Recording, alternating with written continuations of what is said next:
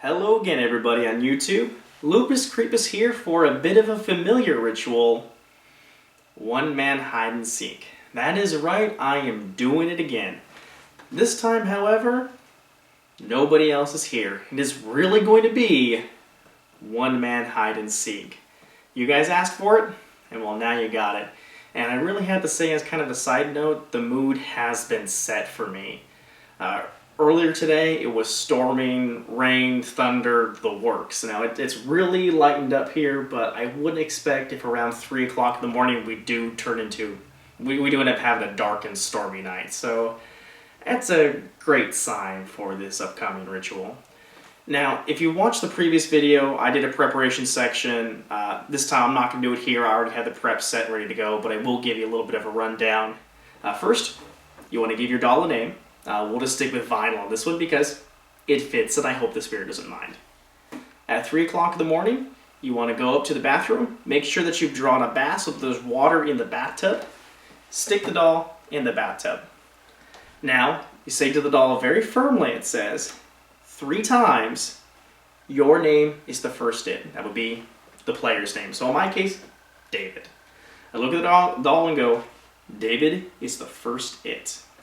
3 times. Then I turn off all the lights in the house, head down to my hiding spot, chill for about 10 seconds. After that, I come back up, go grab the doll from the bathtub, pick it up and go, I found you, Vinyl. Then I say, Vinyl is the next it. And stab it with a knife. Very great. That's what you do to demonstrate to this doll what happens when you find the other person in this tag game. You stab them. So after stabbing this doll and provoking it, I set it back in the bathtub and I head back to my hiding spot and then I wait. Now I have a couple extra items here. That's going to be this cup and some salt here. This is supposed to protect me from the spirit that's going to wander around either outside the doll's body, inside the doll's body. I don't think it really matters which one because either way it's going to attempt to stab me. You just want to put some salt into the water here, and whenever you're ready to end the game, you take a swig of the salt water. You don't swallow it. That's very important. Don't swallow it because 1, doesn't protect you then, 2, it's really, really disgusting. Hold it in your mouth. When you're ready to end the game, you head up to the bathroom.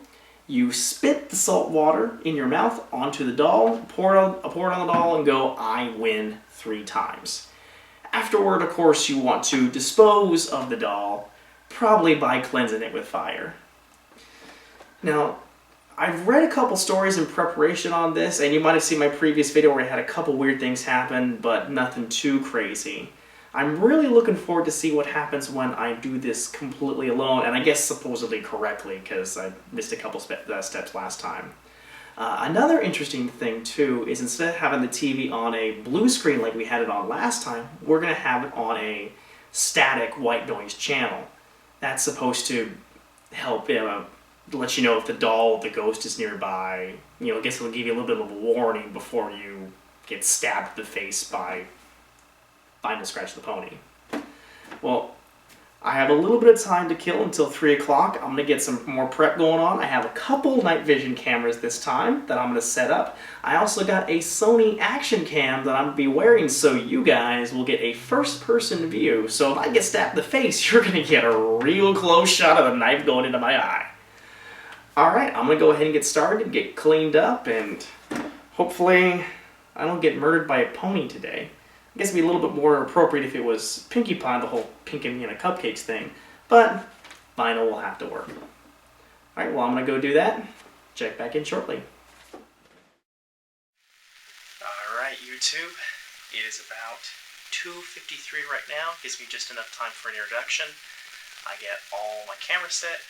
You can see my action cam up here now, it's going. And got vinyl, and I got my knife. Alright, so this should be pretty intense because I'm going to be doing this on my own. Pretty creepy. So, yeah, I got a few minutes to kill. I'm just going to chill here and then head into the bathroom behind me. I already got the water drawn, and I did follow the previous steps. Rice inside of here. Red thread. I have nails, fingernails, inside of her. So, yeah, we should all be good. I also got my salt water prep down there, my hiding spot. Alright, and let me see, I got about 6 more minutes, and then one-man hide and seek alone begins. 3 o'clock exactly. David is the first it. David is the first it. David is the first it.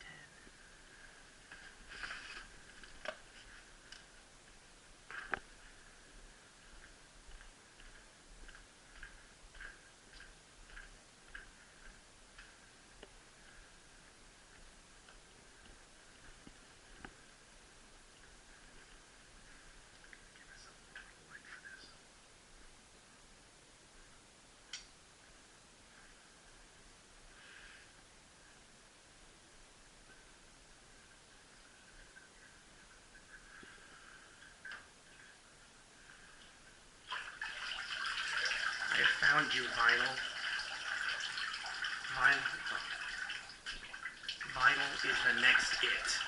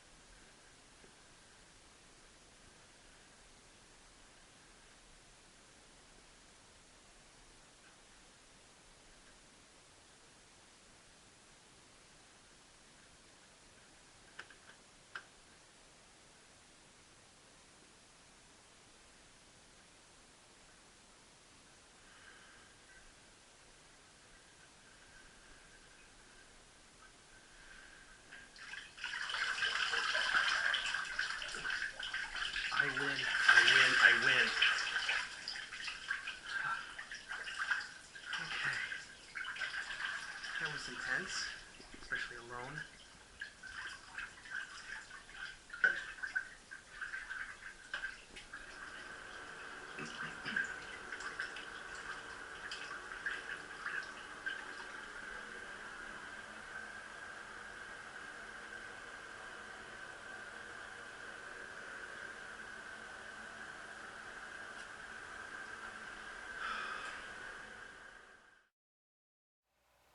Alright, everybody, that was One Man Hide and Seek round 2, where Lupus does it by himself.